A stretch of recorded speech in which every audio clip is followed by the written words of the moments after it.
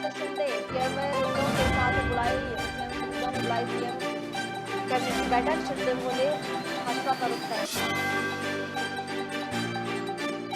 महाराष्ट्र की उद्धव सरकार पर सियासी संकट। उद्धव सरकार को लेकर शिवसेना नेता संजय राउत का बड़ा बयान। कहा ज्यादा से ज्यादा क्या होगा सबका जाए।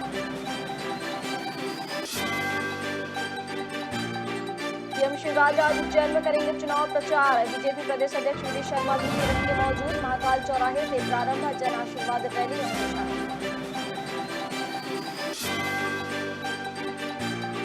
मध्य प्रदेश में नगरीय निकाय चुनाव में कांग्रेस ने बदले प्रत्याशी। भोपाल देवास कटनी में बदले गए प्रत्याशी। जबलपुर में भी कांग्रेस ने एक उम्मीदवार को बदला।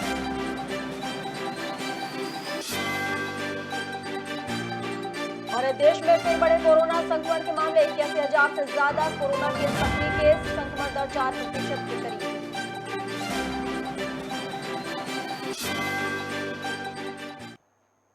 नमस्कार, खबर भारत देख रहे हैं आप। मैं हूं आपके साथ प्रियंका और खबरें अब विस्तार से।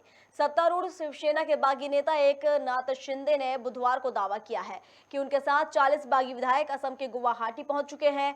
गुवाहाटी एयरपोर्ट के बाहर पत्रकारों से चर्चा करते हुए शिंदे ने कहा कि यहां 40 विधायक मेरे साथ मौजूद हैं। अतिरिक्त 10 विधायक जल्द ही मेरे साथ जुड़ेंगे। मैं किसी की आलोचना नहीं करना चाहता। उन्होंने कहा कि हम दिवंगत बाला साहेब ठाकरे द्वारा स्थापित शिवसेना को जारी रखने के इच्छुक हैं। इधर महाराष्ट्र के सियासी संकट से निपटने के लिए मुख्यमंत्री उद्धव ठाकरे ने आज दोपहर 1 बजे कैबिनेट की बैठक बुलाई है।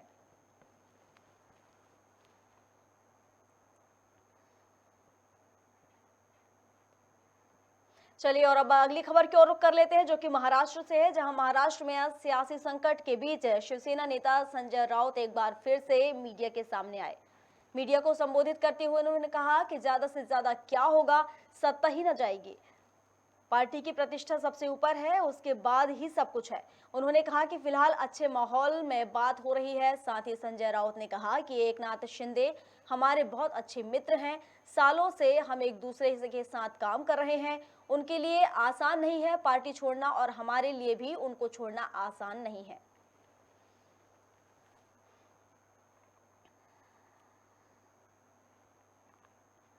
मध्य प्रदेश के सीएम शिवराज सिंह चौहान आज उज्जैन जाएंगे, जहां पर वो नगर निगम चुनाव के लिए आयोजित जन आशीर्वाद रैली में शामिल होंगे। सीएम के साथ बीजेपी प्रदेश अध्यक्ष वी डी शर्मा भी मौजूद रहेंगे।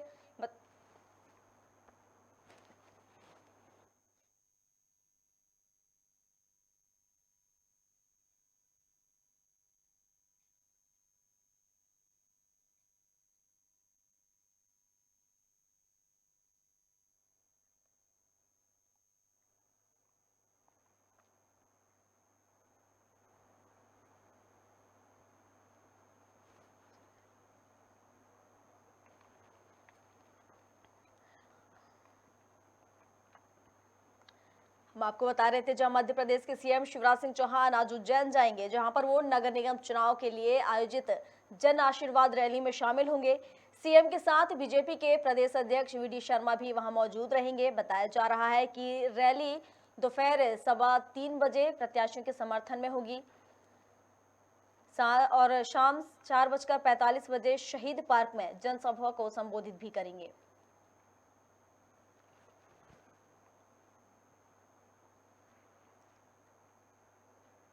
कांग्रेस ने मध्य प्रदेश में नगरीय निकाय चुनाव की तैयारी शुरू कर दी है। पार्टी ने भोपाल, देवास, कटनी और जबलपुर में अपने उम्मीदवार बदल दिए हैं। जहां भोपाल के 8 वार्डों में कांग्रेस ने प्रत्याशी बदले हैं, वहीं वार्ड नंबर 28 को कांग्रेस ने होल्ड कर रखा है, जबकि देवास, कटनी और जबलपुर में एक एक वार्ड के प्रत्याशी बदले हैं।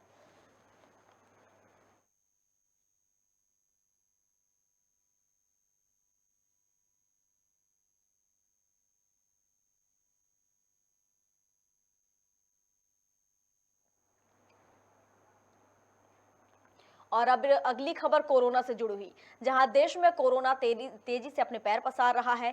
सक्रिय मरीजों की संख्या 81,000 के पार जा चुकी है। वहीं संक्रमण दर में भी इजाफा किया गया है।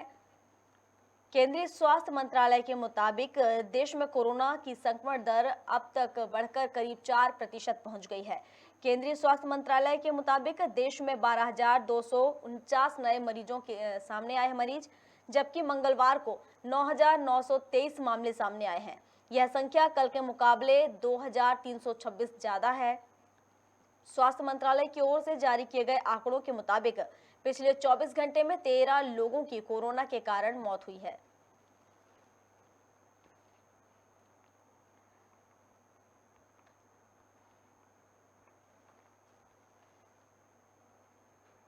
और अब अगली खबर राष्ट्रीय राजधानी नई दिल्ली से मिल रही है, जहां पर आदिवासी नेत्री और झारखंड की पूर्व राज्यपाल द्रौपदी द्रौपदी मुर्मू को एनडीए ने अपना राष्ट्रपति पद का उम्मीदवार घोषित किया है। उनकी उम्मीदवारी का ऐलान बीजेपी संसदीय बोर्ड की बैठक के बाद मंगलवार को पार्टी अध्यक्ष जेपी नड्डा ने किया।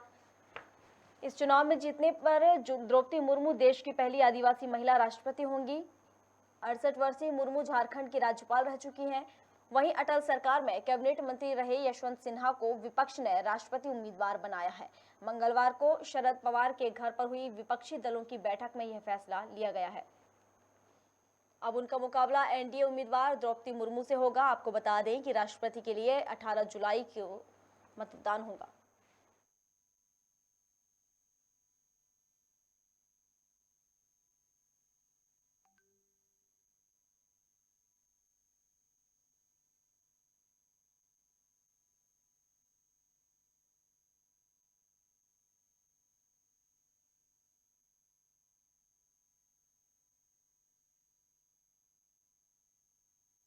पर शाजापुर जिला मुख्यालय के स्थानीय स्टेडियम ग्राउंड में सामूहिक योग कार्यक्रम आयोजित किया गया। इस कार्यक्रम में कलेक्टर दिनेश जैन, पुलिस अधीक्षक जगदीश डावर, जिला पंचायत सीईओ मिश्रा सिंह, अपर कलेक्टर मंजूषा विक्रांत राय सहित जिले के प्रबुद्ध नागरिक, छात्र और अन्य प्रशासनिक अधिकारी शामिल हुए। शाजापुर से ये खबर, जहां पर अंतर्राष्ट्रीय योग दिवस पर कार्यक्रम का आयोजन किया गया और इस कार्यक्रम में प्रशासनिक अधिकारी शामिल हुए। आपको बता दें कि कलेक्टर मंजूषा विक्रांत राय सहित जिले के प्रबुद्ध नागरिक और छात्र, इसी के साथ प्रशासनिक अधिकारी भी इस योग में शामिल हुए। अंतर्राष्ट्रीय योग दिवस मनाया गया, जिसमें सभी लोगों ने एक साथ बैठकर योगा किया।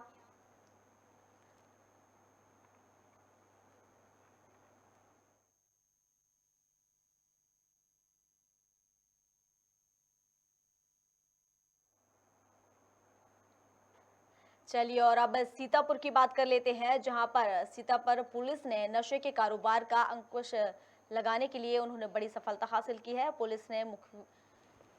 पुलिस को मुखबिर से सूचना मिली थी, जिस पर पुलिस ने कार्रवाई की है और गांजे की तस्करी करने वाले एक तस्कर को गिरफ्तार किया है। पुलिस ने आरोपी से 6 किलो 480 ग्राम गांजा बरामद किया है, जिसकी कीमत करीब 50,000 रुपए आंकी जा रही है।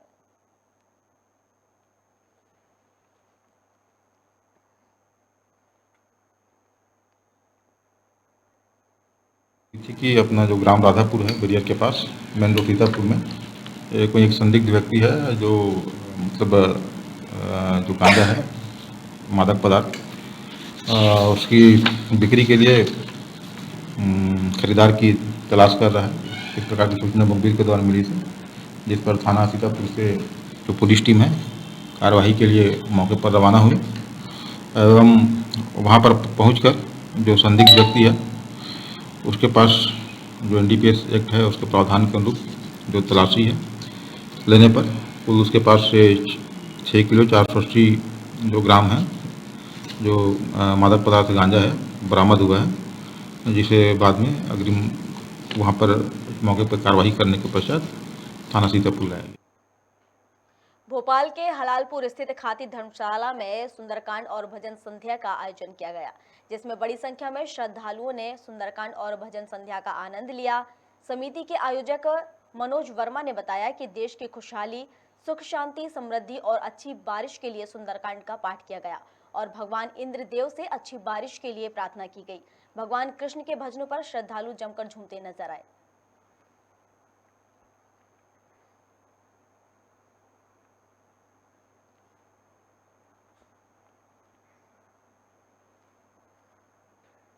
भोपाल में सीएम शिवराज सिंह चौहान ने कहा कि आजादी के 75वें वर्ष में प्रधानमंत्री नरेंद्र मोदी और जेपी नड्डा की अध्यक्षता में एक अद्भुत अद्वितीय फैसला लिया गया है और अब राष्ट्रपति पद की उम्मीदवार एनडीए और सहयोगी दलों की ओर से जनजातीय समाज की हमारी बहन द्रौपदी मुर्मू को दिया गया है।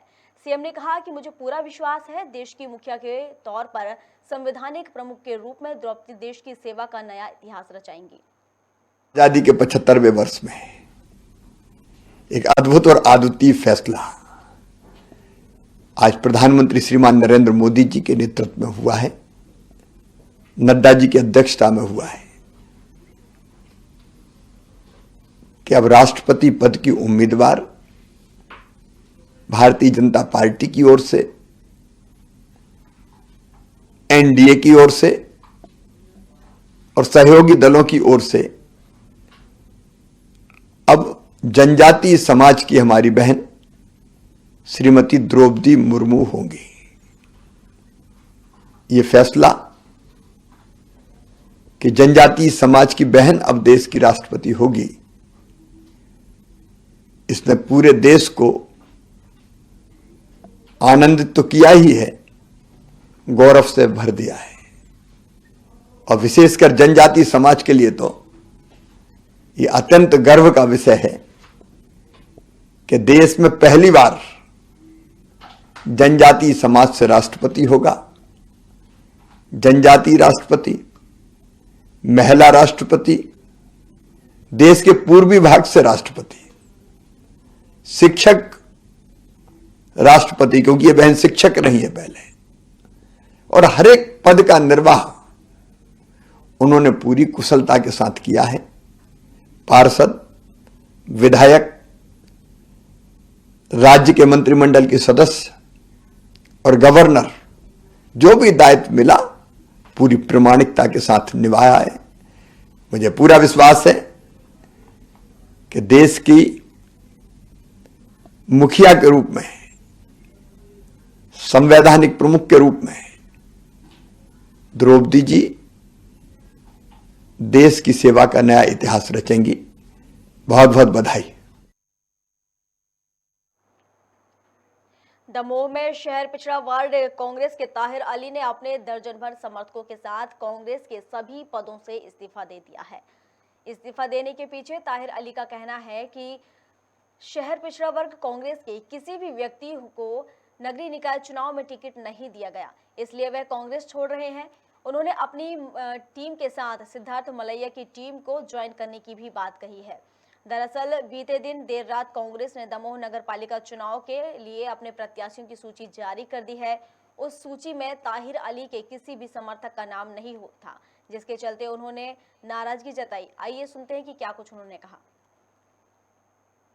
विधानसभा एवं लोकसभा में हर वार्डों में काम किया है और हर वार्ड हम लोग जीते हैं। हम लोग की ये मांग थी कि पेशावर के प्रकोष्ठ से टिकट दी जाए, लेकिन पेशावर के प्रकोष्ठ से टिकट नहीं दी गई और इनने अन्य लोगों को टिकट दी गई जिनने विधानसभा में लोकसभा में काम ही नहीं किया, उनको टिकट दी गई। अभी विधायक जी और अध्यक्ष जी कहेंगे कि लालच और लोभ के कारण ये दूसरी जगह जा रहे हैं। हम लोग लालच और लोभ के कारण सुकून की वजह से जा रहे हैं, क्योंकि हम लोग प्रोग्राम करते हैं, अपना खर्च करते हैं, उनको सीट देते हैं, उनको मालाएं पहनाते हैं और हम लोग को।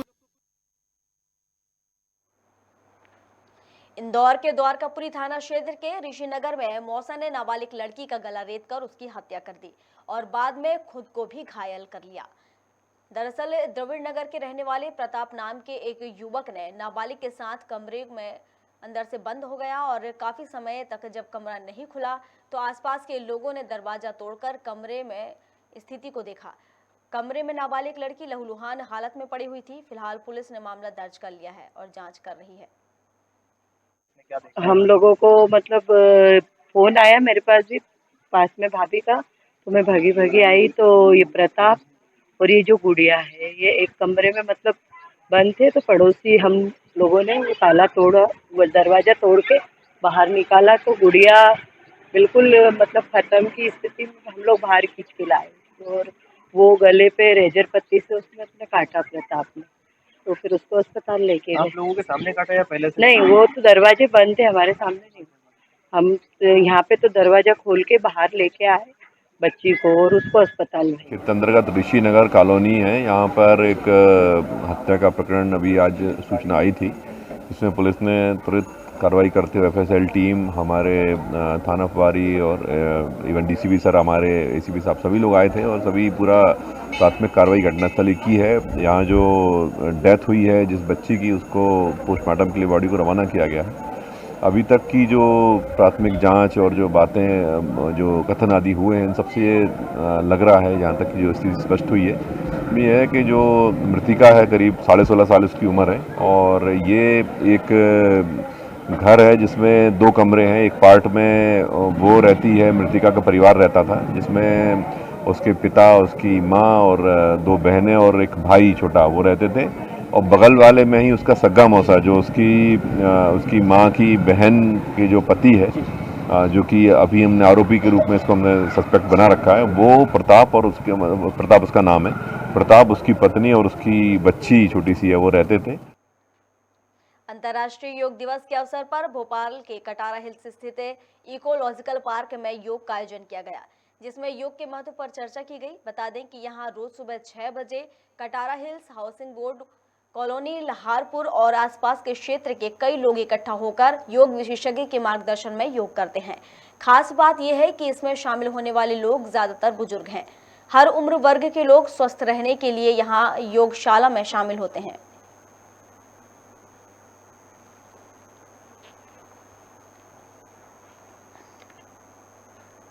खबर भारत में खबरों का सिलसिला लगातार जारी है। अधिक अपडेट्स के लिए आप बने रहिए हमारे साथ और देखते रहिए खबर भारत। नमस्कार।